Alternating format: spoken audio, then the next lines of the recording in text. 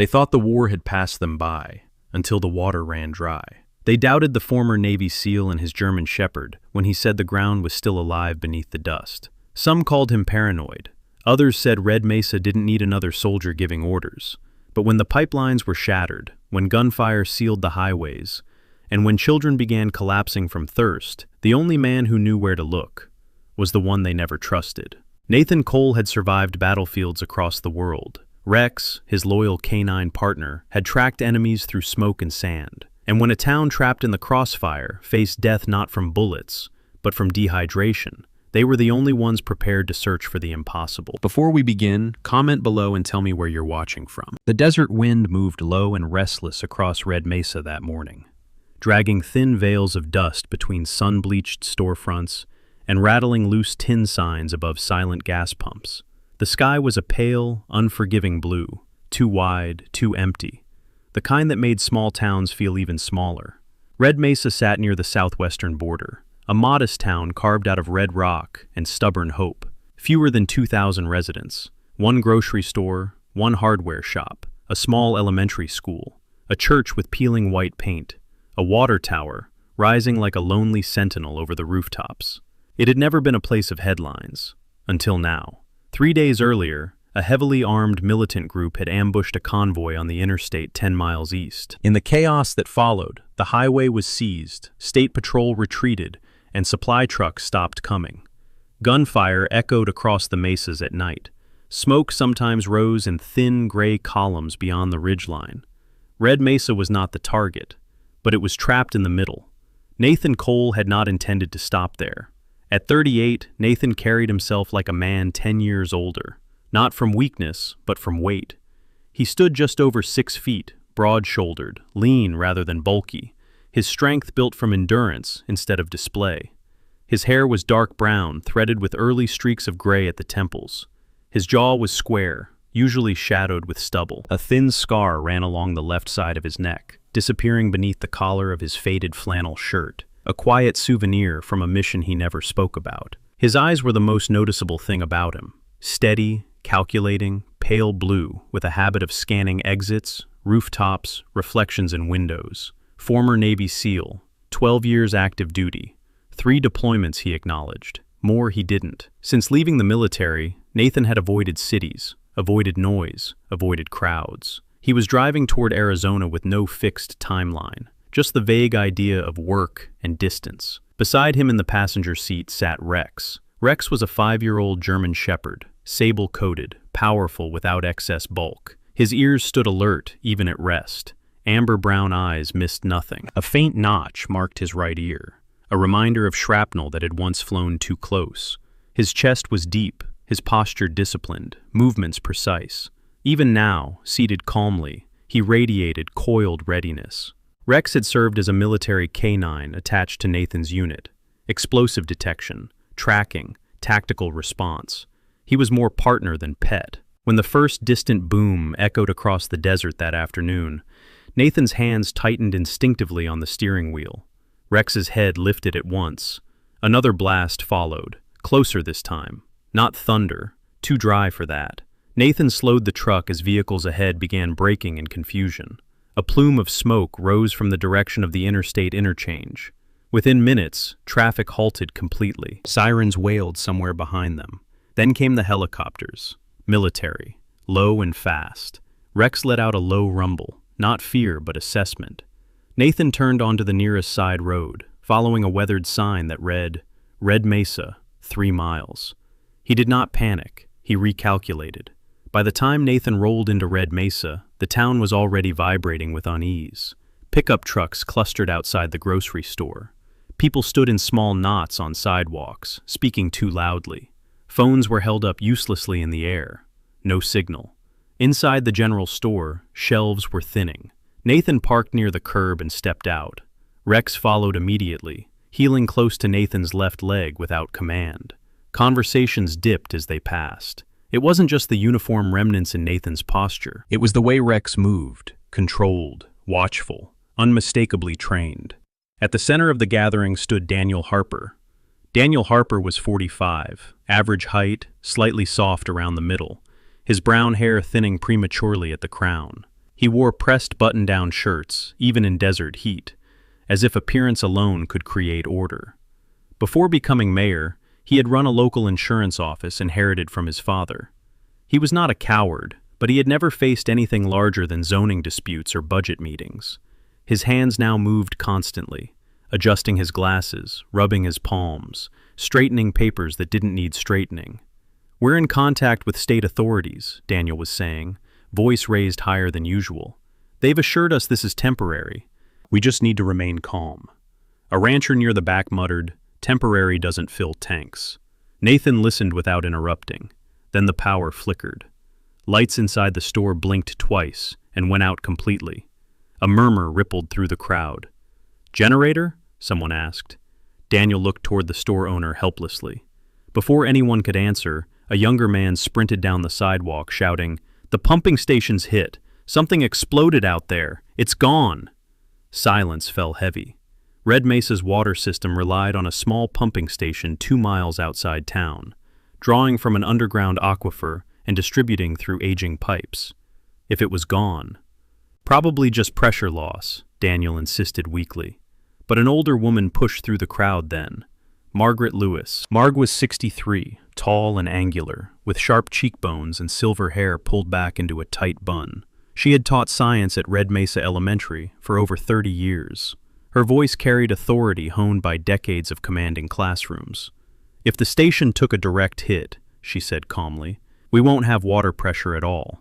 And if the main line fractured, we may be draining what's left." Her eyes shifted to Nathan briefly, measuring him. Rex's gaze met hers without blinking. At that moment, a coughing fit erupted nearby. A small girl doubled over near the grocery entrance. Emily Carter, 10 years old, thin to the point of fragility, freckles scattered across pale skin. Her sandy blonde hair was tied in uneven pigtails. A plastic inhaler dangled uselessly from her fingers. Her chest heaved in shallow, desperate pulls. Her mother, Sarah Carter, knelt beside her. Sarah was 32, tall but worn thin by years of single parenthood. Her auburn hair fell loosely around tired green eyes. She had once been known in town for her easy laugh and volunteer work at the church. But after her husband, a volunteer firefighter, died in a wildfire rescue 5 years earlier, something in her had hardened. Not bitterness, just caution. She cupped Emily's face gently. "Easy, baby, slow breaths." "We need the nebulizer," she whispered to Margaret. "It runs on distilled water." Margaret's expression tightened. Nathan stepped closer, not intrusive, just observant. "How much water do you have stored?" he asked quietly. Daniel turned toward him, defensive. "And you are?" "Nathan Cole." Daniel's eyes flicked to Rex. "You military?" "Former." Daniel hesitated, pride warring with fear. "We'll manage. Red Mesa always has." Nathan nodded once, accepting the boundary without argument. But he was already calculating. He glanced toward the water tower. Height, capacity, exposure. He noted the direction of smoke columns beyond the ridge, wind patterns, civilian morale, and most importantly, time. Rex shifted slightly, ears pivoting toward the eastern horizon. Another distant crack of gunfire echoed faintly. People flinched. Nathan did not.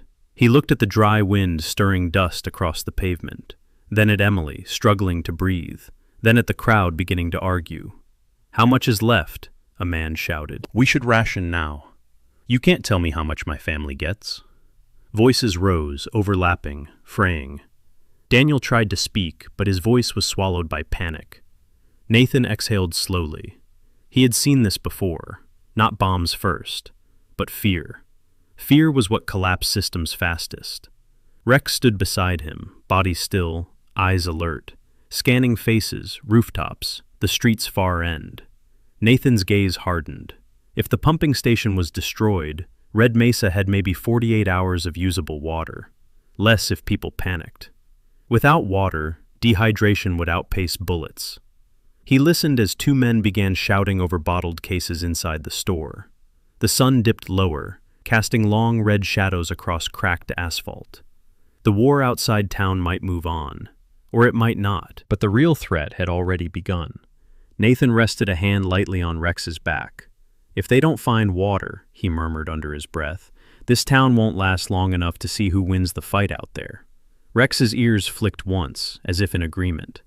The shouting grew louder, and Red Mesa began to fracture. By the third morning, Red Mesa no longer sounded like a town under tension. It sounded hollow. Faucets hissed with nothing but air. When residents twisted their handles, only a thin metallic cough answered. The water tower still stood against the pale sky, but its usefulness had become symbolic rather than real. Inside kitchens, people tilted pots, shaking out the last cloudy inches from the bottom. In backyards, plastic barrels were dragged into garages and locked. The grocery store cooler, once humming, now stood open and unplugged. Its shelves cleared of bottled water within hours of the pumping station's destruction. The air itself seemed drier.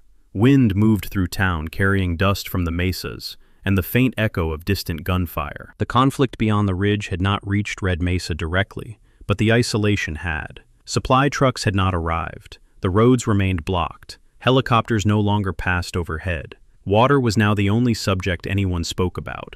Nathan Cole stood near the base of the water tower, arms folded, studying its shadow stretching across cracked asphalt.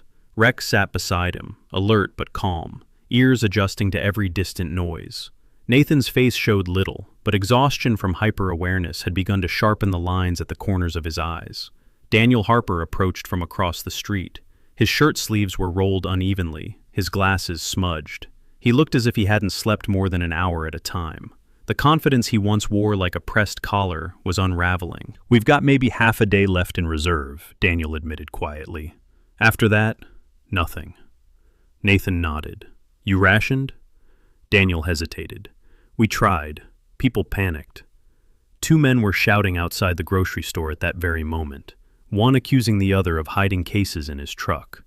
The sheriff, an aging deputy named Carl Mendez, broad-shouldered but slow from an old knee injury, stood between them, trying to de-escalate. Carl had served 20 years in county law enforcement. He had once broken up bar fights with a single glare, but dehydration changed the tone of confrontation. His voice lacked force now. Nathan watched the exchange without judgment. "It'll get worse," he said. Daniel's jaw tightened. "You don't know that." Nathan looked at him fully. "Yes, I do." Across town, inside a small adobe house with fading turquoise shutters, Sarah Carter pressed a cool cloth against her daughter's forehead. Emily lay curled on the couch, breathing shallow and uneven. Without sufficient humidity, dust irritated her lungs. Without distilled water, her nebulizer sat unused on the kitchen counter. Sarah had always been resilient. Grief had forced her to be. When her husband died fighting wildfire, she learned to navigate paperwork, repairs, and parent-teacher meetings alone. But she had never learned how to fight something invisible like thirst. She glanced out the window at the water tower, as if willing it to fill itself. Back at the square, Margaret Lewis stood atop a wooden bench outside the hardware store, speaking with firm clarity. "Arguing won't refill a reservoir," she said. Her silver hair caught the light, her spine straight despite her age. "If anyone has surplus, share it with families who need medical use first." Some listened, others turned away. Margaret stepped down and walked toward Nathan. "You're not from here," she said simply. "No. You're observing." "Yes." Her eyes narrowed slightly. "And what have you observed?" Nathan gestured subtly eastward. Vegetation line shifts about a mile out. Looks greener. Margaret followed his gaze. Beyond the last row of houses, red earth rolled gently toward a low canyon system, dry most of the year.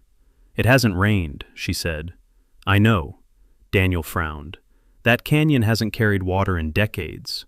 Nathan shrugged. "Surface water isn't the only kind." Daniel let out a frustrated breath. "We can't just wander into open ground. There's fighting out there." As if to punctuate his words, a distant crack echoed across the desert. Everyone paused. Rex stood instantly, body angled east. Nathan knelt briefly, resting a hand along Rex's neck.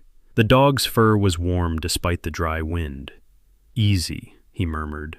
Rex lowered his stance but did not relax completely.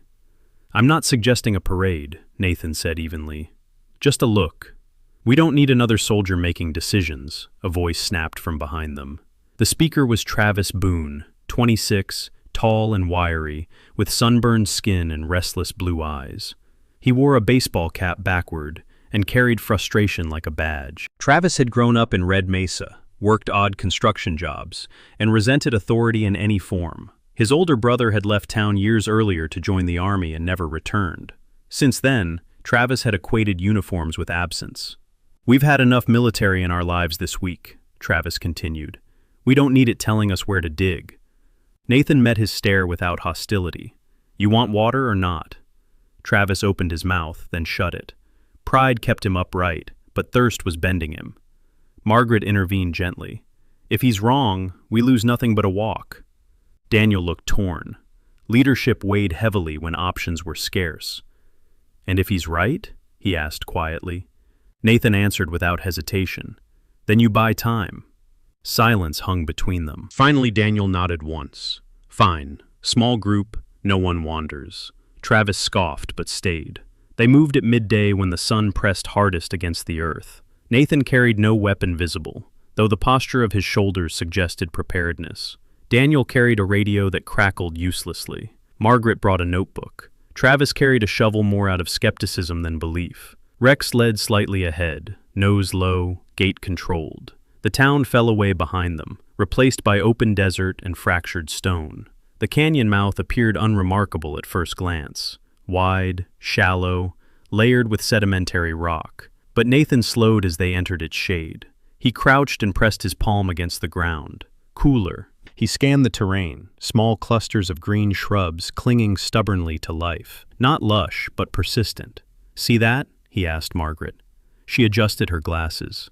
"Mesquite shouldn't be that dense here." Nathan nodded. Rex moved left, then right, sniffing deliberately.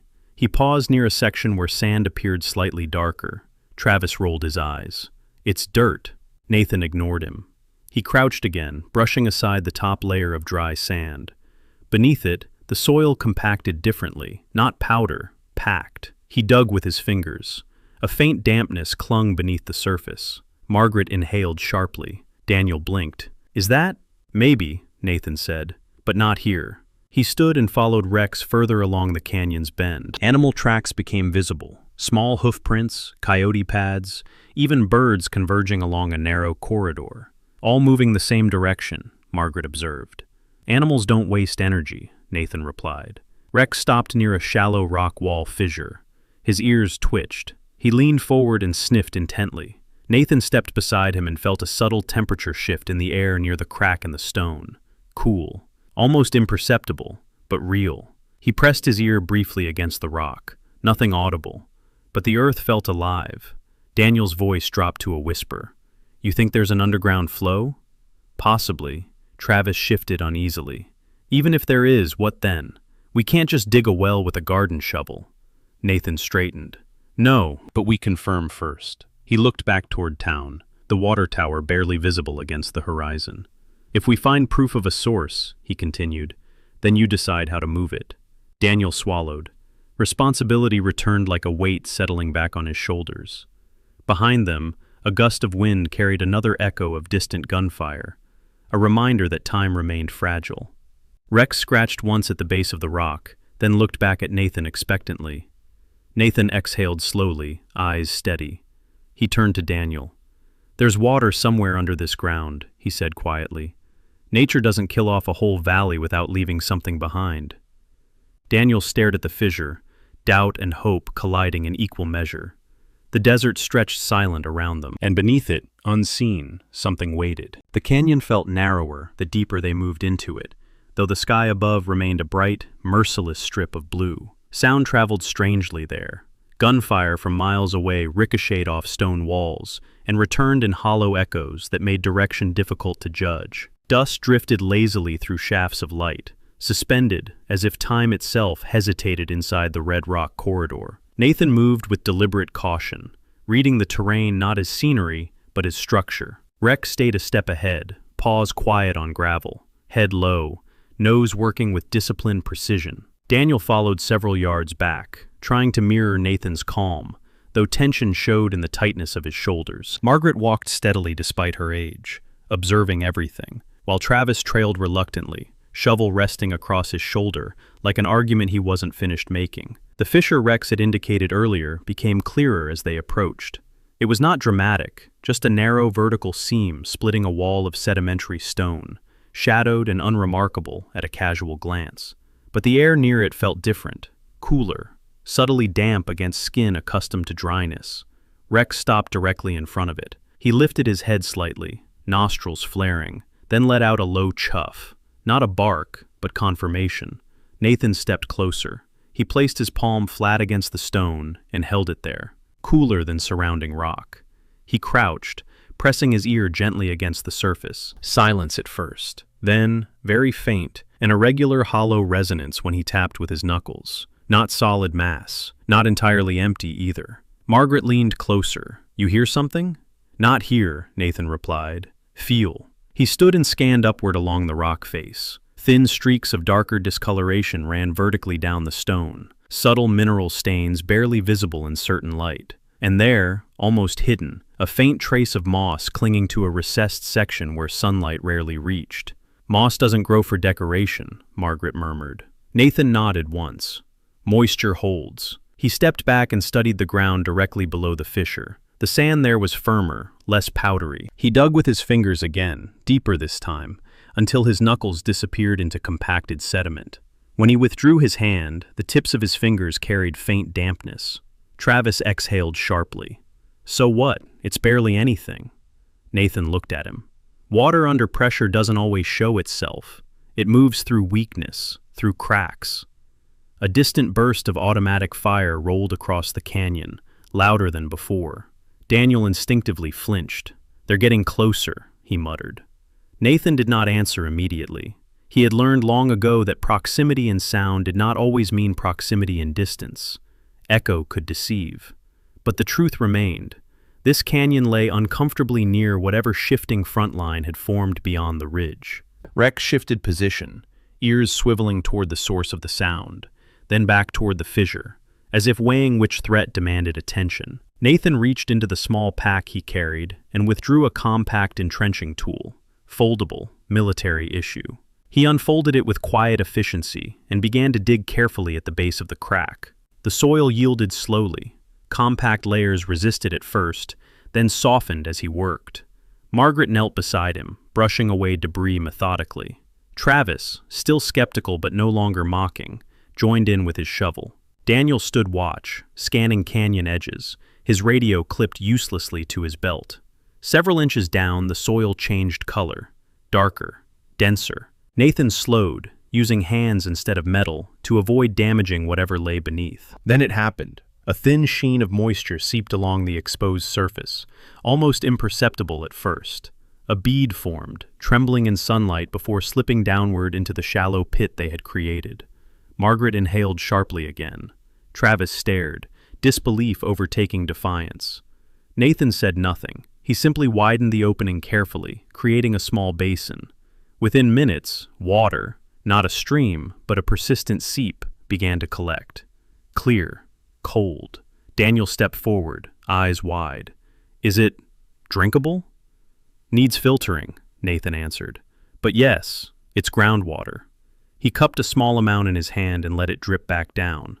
It was not abundant, but it was real. Rex lowered his head and sniffed the pooled water, then looked up at Nathan, tail giving a single restrained movement. "You found it," Margaret whispered, not to Nathan but to the dog. Another crack of gunfire echoed, closer now. Dust shook loose from the canyon wall. Daniel's face drained of color. "We can't haul buckets back and forth from here. It's too exposed." Nathan stood slowly, eyes calculating distances, slope, cover, line of sight from ridge crests. He recognized the terrain pattern instinctively. Narrow canyon, limited entry points, elevated vantage from western rim. The source lay dangerously near what could become a contested boundary if armed groups shifted position. "This location's a risk," Daniel continued, voice tight. "If fighting spills this way—" "It might," Nathan interrupted quietly. Travis ran a hand through his hair. "So we just leave it?" Nathan looked at the small pool forming steadily in the shallow basin. It wasn't fast, but it didn't stop. "No," he said, "we don't leave it." Back in Red Mesa, tension had evolved into something sharper. The absence of water had become visible in faces, dry lips, slower movements, shortened tempers. Inside the sheriff's office, Carl Mendez sat heavily in his chair, wiping sweat from his brow despite the dry air. His knee ached more each day, an old ligament tear from a pursuit years earlier. He had seen droughts before, but never combined with isolation and armed conflict nearby. Across town, a group of young men gathered near the gas station canopy, Travis's friends, Eli Turner and Marcus Shaw among them. Eli was broad-chested, 23, impulsive but loyal. Marcus, thinner and more introspective, had a habit of chewing his thumbnail when anxious. Both had grown up feeling boxed in by Red Mesa's smallness. Now they felt boxed in by something far larger. "We should head south," Eli insisted, "before it gets worse." "South's closer to the fighting," Marcus replied. "Better than waiting to dry out." Daniel's wife, Rebecca Harper, overheard fragments as she walked by carrying a crate of donated canned goods. Rebecca was 42, practical and composed, with dark curls pulled into a low bun. She had always balanced Daniel's softer tendencies with grounded realism. She paused, worry etched into her features. "They're talking about leaving," she later told Daniel, when he returned briefly to town before rejoining Nathan. Daniel closed his eyes for a moment. Leadership in peacetime required diplomacy. Leadership in crisis demanded decision. "I can't order them to stay," he said quietly, "but I can't guarantee they'll survive if they go." Back in the canyon, Nathan deepened the basin just enough to confirm sustainability. The seep continued steadily, not a flood, but reliable. He examined surrounding rock for additional fracture lines. The geology suggested a shallow aquifer pocket trapped within layered sediment. With proper channeling, output could increase. Another echo of gunfire rolled, followed by a distant plume of dust rising beyond the canyon's eastern mouth. Rex stiffened fully now, body aligned toward the disturbance. Nathan placed a steadying hand on the dog's shoulder. "We're not done," he murmured. He turned to Daniel. "You'll need materials, pipe, tubing, whatever the hardware store still has." Daniel nodded slowly, mind racing ahead. Margaret closed her notebook carefully. "If this holds, it changes everything." Nathan crouched one last time, watching clear droplets gather and slide into the small pool. He leaned closer to Rex and spoke softly enough that only the dog could hear. "We found it," he whispered. "Now we have to keep it." Rex's amber eyes held steady on him, unwavering. Above them, the desert wind shifted, and somewhere beyond the red stone walls, the war continued moving. The canyon no longer felt like discovery. It felt like exposure. By late afternoon, heat pressed down hard enough to blur the horizon, and every echo of distant gunfire seemed closer than it truly was. The small basin Nathan had carved at the base of the fissure continued to fill in patient increments, each clear bead collecting into something that could mean survival. But survival required movement, and movement required risk. Nathan stood over a rough sketch he had drawn in the dust with the tip of his entrenching tool. "The slope works in our favor," he said, voice steady and low. "We don't need pumps. Gravity will do most of it." Daniel Harper knelt beside him, sweat darkening the collar of his shirt. For the first time since the crisis began, he wasn't wringing his hands. He was listening. "From here to town is just under a mile," he said, "mostly downward." "Not straight," Nathan replied. "We'll follow the rock line, keep it concealed as much as possible." Back in Red Mesa, the hardware store became command central. Its owner, Harold Hank Wilcox, unlocked the back storage room without hesitation. Hank was 58, barrel-chested, with thick gray eyebrows and hands permanently stained with grease and varnish. He had run the store for 3 decades and knew exactly how many feet of PVC piping sat stacked in the back corner. "You planning irrigation?" Hank asked Nathan when he arrived with Daniel and Margaret. "Something like that," Nathan answered. Hank didn't press further. He had grown up during drought cycles and border tensions. He understood that sometimes solutions came from unlikely places. He began hauling out coils of tubing, connectors, clamps, and rolls of flexible hose. "It's not military grade," he muttered, "but it holds." Margaret Lewis organized volunteers with surprising efficiency. "We'll rotate in pairs," she instructed, clipboard in hand. "No one works alone near the canyon." Travis Boone returned with Eli Turner and Marcus Shaw. Skepticism had shifted into urgency. "If this works," Travis said gruffly, "we're in." Nathan nodded once. "Then we move fast." They began before sunrise the next morning to avoid the worst heat. The trench followed a natural depression along the canyon's edge, shallow but continuous. Nathan directed placement, adjusting angles to maintain steady descent. Rex remained on elevated ground whenever possible, scanning ridgelines and reacting to subtle changes in wind and sound. Sarah Carter insisted on helping, despite her exhaustion. She carried smaller tools, her auburn hair pulled into a tight braid to keep it off her neck. Grief had taught her endurance, and desperation had replaced hesitation. Emily remained at home under Margaret's watchful instruction for hydration monitoring. Halfway through the trenching process, Rex stiffened. He lifted his head sharply toward the eastern rim, ears rigid, tail lowering in focused tension. A low growl vibrated from his chest. Nathan froze mid-motion.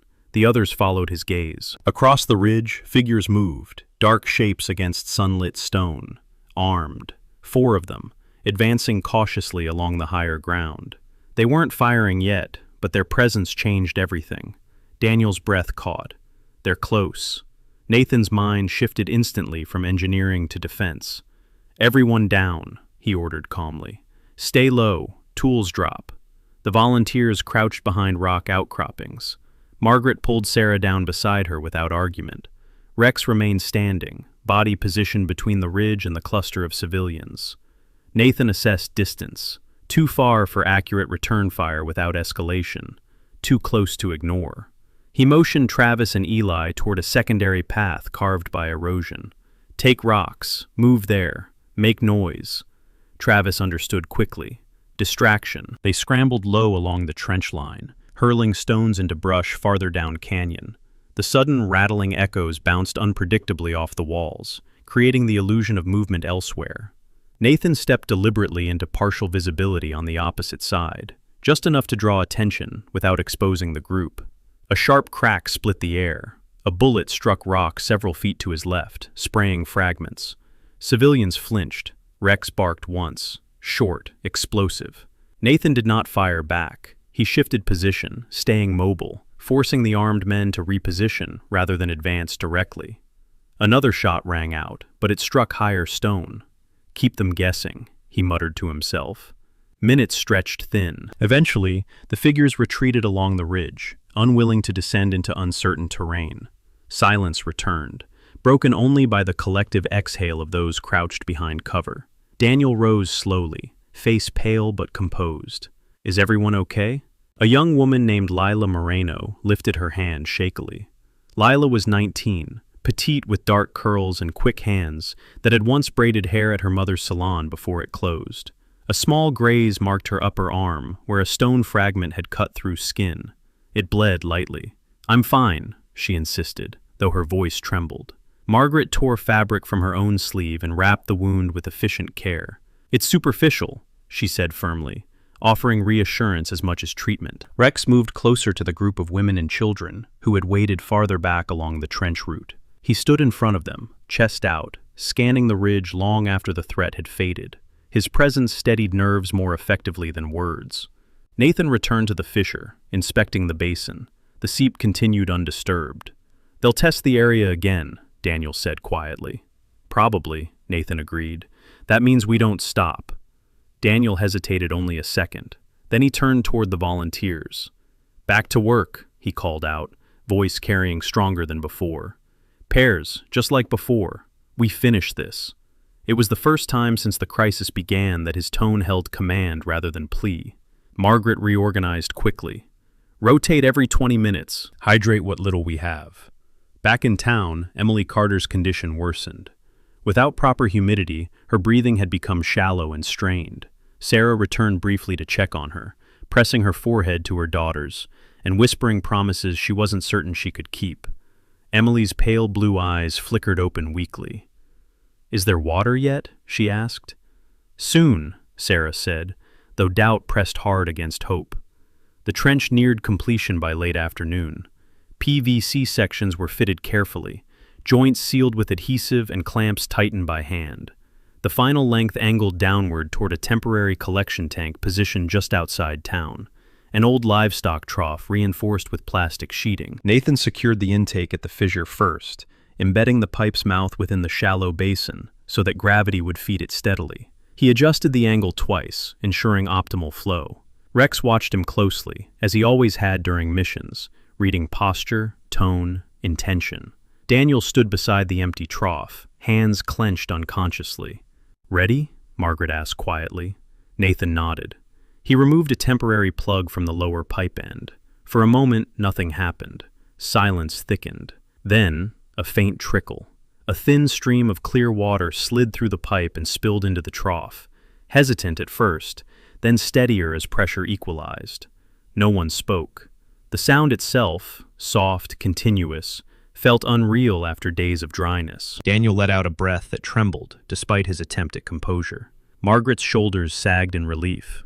Travis stared as if witnessing something impossible. The stream was small, not abundance, but movement, water. Nathan crouched beside the trough and watched the clear line gather, spreading slowly across its base. Rex stepped closer and sat beside him, posture finally easing. Behind them, Red Mesa held its breath, and in the fading light, the first steady thread of water began to flow into town. For 48 hours, Red Mesa did not sleep. Lanterns and truck headlights cast long beams across trenches and rooftops. Hands blistered, voices grew hoarse. Dust clung to skin like a second layer. But the thin, steady stream of water that had begun to fill the temporary trough did not stop, and neither did the town. Nathan Cole worked without ceremony, sleeves rolled, movements economical. He adjusted pipe joints by inches, recalculated angles by instinct, reinforced weak points with scrap metal brackets Hank Wilcox had found in the back of the hardware store. His hands moved with the quiet certainty of a man accustomed to building under pressure. Rex limped slightly now. During the earlier exchange in the canyon, a fragment of rock had grazed his rear leg. The cut was shallow, but angry red beneath sable fur. Sarah Carter had cleaned it with diluted antiseptic, her touch careful but firm. She had always been gentle by nature, but widowhood had sharpened her steadiness. She wrapped the leg in gauze, with hands that did not tremble, though her eyes lingered longer than necessary on the dog's wound. "You should rest him," she had told Nathan quietly. Nathan had crouched, brushing his fingers through Rex's thick fur. He decides when he rests. Rex, as if hearing, had lifted his head and given a short huff, amber eyes alert. Now, despite the bandage, he patrolled the perimeter between canyon and town, gait uneven but determined. He paused at intervals, nose lifted to test the wind. Every distant vibration traveled through him first. At dawn of the second day, the final section of reinforced pipe was secured into a more permanent channel, sloping toward a newly constructed containment system beside the livestock trough. Hank and Travis had assembled a multi-stage filtering rig using gravel, sand, charcoal from old barbecue stock, and layered cloth. It was crude, but effective. Nathan inspected it carefully. "Flow rates holding," he said. Margaret Lewis, her hair loosened by fatigue, but her eyes bright with restrained triumph, recorded measurements in her notebook. "We'll need a schedule," she said. "Distribution, sanitation, priority use." Daniel Harper stood nearby, no longer wringing his hands. His posture had changed. The slump in his shoulders was gone, replaced by quiet resolve. "We'll ration evenly," he said firmly.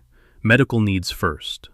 When Nathan removed the final clamp from the intake guard and signaled for the line to open fully, the water surged slightly stronger than before, flowing through the filter and spilling clean and clear into the larger basin.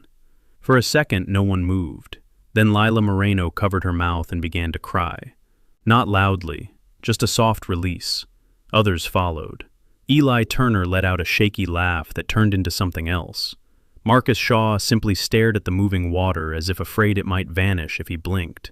Sarah arrived moments later, Emily's small hand clutched tightly in hers. Emily looked thinner than she had a week earlier, her freckles stark against pale skin. Her breathing was still shallow, but hope had returned to her eyes. Margaret knelt and dipped a sterilized container into the filtered basin. "Slowly," she instructed. Sarah carried the water home like something sacred. She prepared the nebulizer carefully, hands steady now for a different reason. When the mist began to rise around Emily's face, the child closed her eyes and inhaled deeply. For the first time in days, her lungs responded without resistance. Sarah let out a breath she hadn't realized she'd been holding. Back at the filtration site, Travis and Eli positioned themselves along the trench line voluntarily. They had once argued about leaving. Now they stood watch over the source, as if it belonged to them personally. "We won't let anyone near it," Travis said to Nathan, voice firm. Nathan studied him. The defiance that had once fueled resistance now fueled responsibility. "You protect it by staying smart," Nathan replied, "not by playing hero." Travis nodded once. Daniel approached Nathan later that afternoon, while volunteers rotated shifts to collect and distribute water in measured containers. The mayor removed his glasses, wiping them slowly before speaking. "I owe you an apology," he said. Nathan did not look surprised. "For what?" "For assuming you were just another man looking for control." Daniel's voice carried none of its earlier defensiveness. "You saw what we couldn't." Nathan considered his response carefully. "You were trying to protect your town." Daniel exhaled. "I was trying to protect my image of it." The honesty lingered between them. "You're protecting it now," Nathan said simply. Daniel nodded, gratitude flickering briefly across his features before he turned back toward the waiting line of residents. The line itself remained orderly under Margaret's supervision. She organized distribution with quiet authority, ensuring no one took more than their share. Even Hank, who had initially worried about inventory losses, enforced fairness at the trough. The filtered water tasted faintly mineral-rich but clean. Children cupped hands beneath the spout and laughed nervously as if unsure whether joy was permitted yet. Rex lay briefly in shade near the canyon edge, resting his injured leg. His breathing remained steady, but his ears never stopped tracking. He lifted his head suddenly mid-afternoon, nostrils flaring. Nathan noticed instantly. The wind had shifted. From the western ridge, a plume of dust rose fast and wide. Not the slow drift of previous skirmishes. This was heavier. Then came the sound. Closer, sustained gunfire. Not sporadic shots, but controlled bursts. Vehicles, perhaps. Daniel froze mid-step. Carl Mendez limped toward the center of town, hand resting near his holstered sidearm. "That's not Echo," he said grimly. Margaret looked toward the children still filling containers. "Inside," she ordered calmly. "All of you." Travis and Eli exchanged a glance, but did not abandon their posts near the intake. Nathan climbed halfway up the canyon slope to gain visibility. Rex followed, despite the bandaged leg, ignoring pain. Over the ridge, armored trucks, improvised, heavily plated, moved along the perimeter road bordering Red Mesa. The firefight had shifted dangerously close. Nathan scanned quickly. Their filtration line lay exposed for several hundred yards before curving into town. If stray fire struck the pipe, he moved back down swiftly. "We keep low, no crowding, water stays covered." Daniel stepped beside him. "Are they coming here?" "Hard to tell," Nathan replied honestly, "but they're near enough." Sarah appeared again, Emily resting against her shoulder, color slightly returned to the child's cheeks after treatment. "We should get the kids underground," she said, voice steady. "Church basement," Margaret agreed. The first distant explosion shook dust from rooftops. Rex barked sharply, positioning himself at the front of the filtration station, body angled toward open terrain. Even injured, he stood firm, muscles taut. Nathan rested a hand briefly against the dog's neck. "Easy." The firefight intensified along the outskirts. Smoke thickened near the abandoned feed mill at the town's edge. Bullets did not yet reach the center, but the threat pressed close. Travis swallowed hard. "If they push through—" "They won't," Nathan interrupted, though uncertainty edged his tone. Minutes stretched again, but this time the town was not helpless. Containers were filled and carried quickly indoors. Children were moved efficiently. No one shoved, no one screamed. They had water, and water meant strength. As twilight began to fall, the sound of gunfire slowly receded back beyond the ridge. Vehicles withdrew. Dust settled gradually into stillness. Red Mesa remained standing. The filtration line remained intact. Nathan stood beside the basin where clear water continued to pour in steady measure. Rex lowered himself carefully at his side, resting but alert. The town had not yet won its freedom, but it had reclaimed something essential, and beneath the fading light, the current of hope continued to flow. The night after the firefight passed in tense silence. Red Mesa did not celebrate survival. It guarded it. The filtration system continued its steady rhythm, water sliding through gravel and charcoal before pooling clear in the reinforced basin. Lanterns glowed in windows again, but they burned lower, cautious. Rex lay near the trough at first light, injured legs stretched carefully, head upright despite exhaustion. His amber eyes tracked the horizon, even as fatigue pulled at him. Nathan stood beside him, scanning the ridgeline where smoke had risen the evening before. The air felt different now. Not calmer exactly, just shifted. War had a scent, metallic and dry, and it lingered faintly on the wind. Then came the sound that changed everything. Heavy engines. Not the improvised rumble of armored trucks, but disciplined, synchronized movement. Nathan recognized it instantly. Federal convoy. Dust plumed along the eastern access road, sunlight glinting off uniform plating and standardized insignia.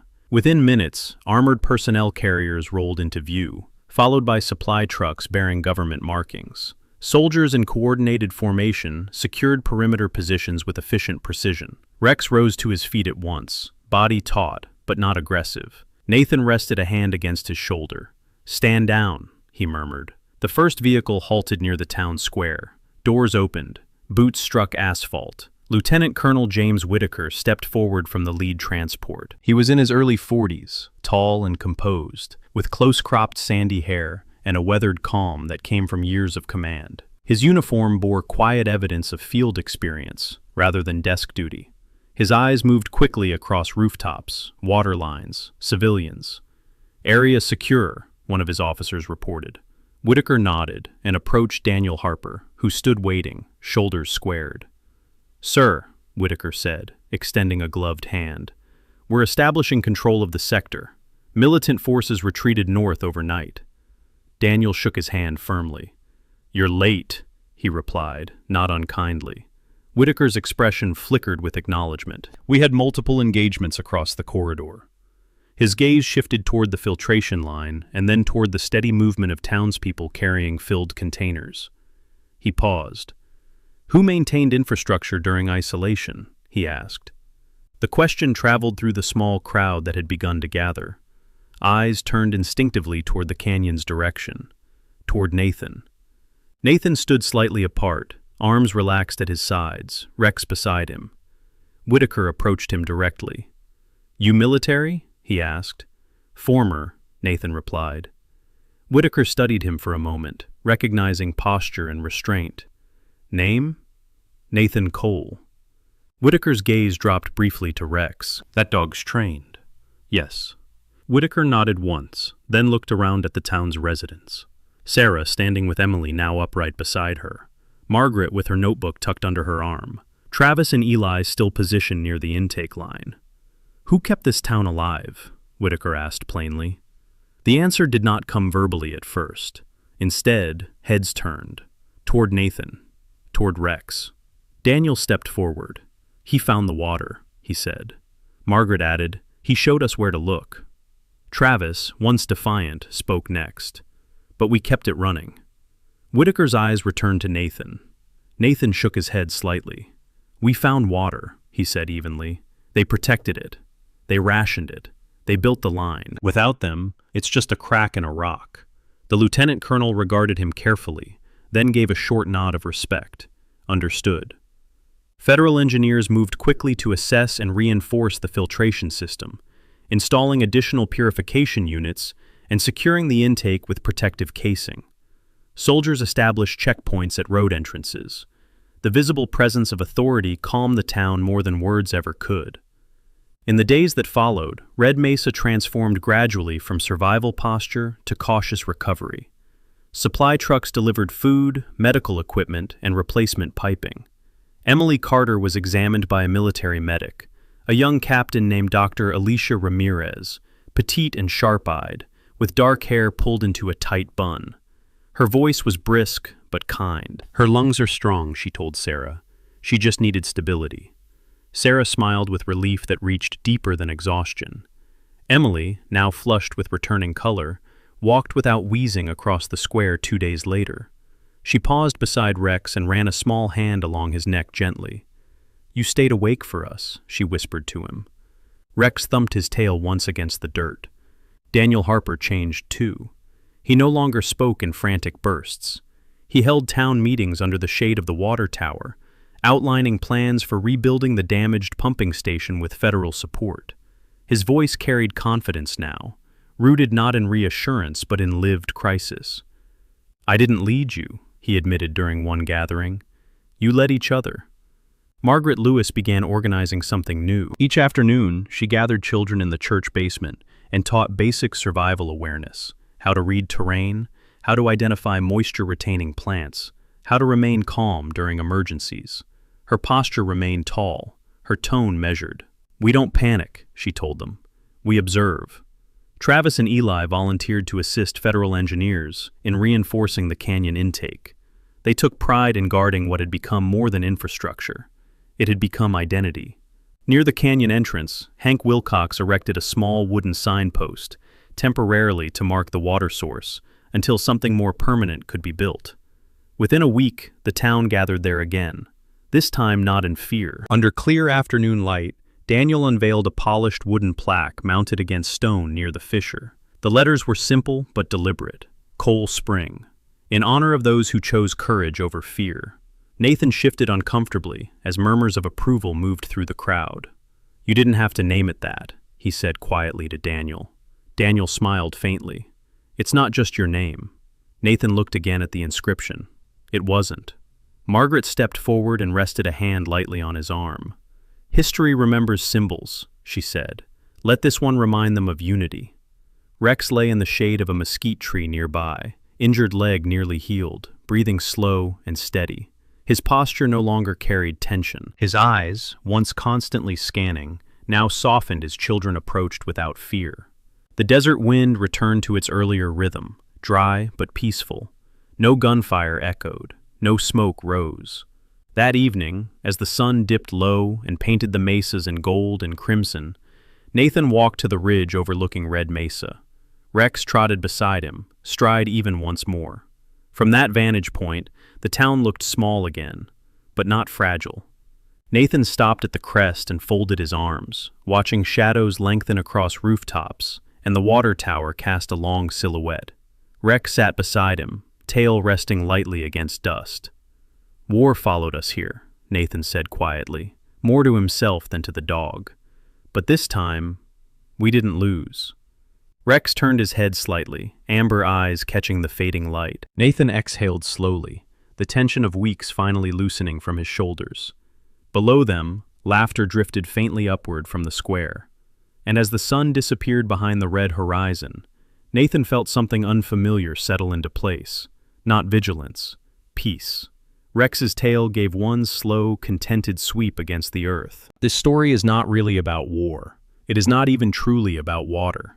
It is about preparation when others laugh. It is about courage when others panic. It is about choosing responsibility instead of fear. In everyday life, most of us will never stand in a canyon under gunfire, but we will all face our own droughts, moments when resources feel scarce, when pressure rises, when people around us lose hope.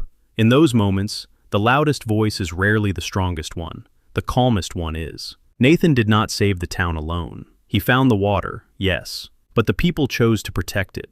Daniel chose to lead. Margaret chose to teach. The young men chose to stand guard instead of run. Even a wounded dog chose to stay on watch.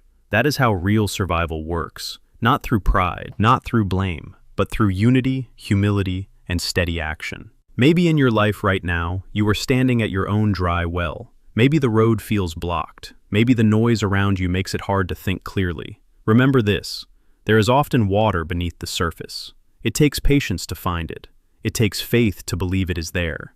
Leadership does not always look loud. Sometimes it looks like quiet consistency. Sometimes it looks like showing up every day, even when no one thanks you.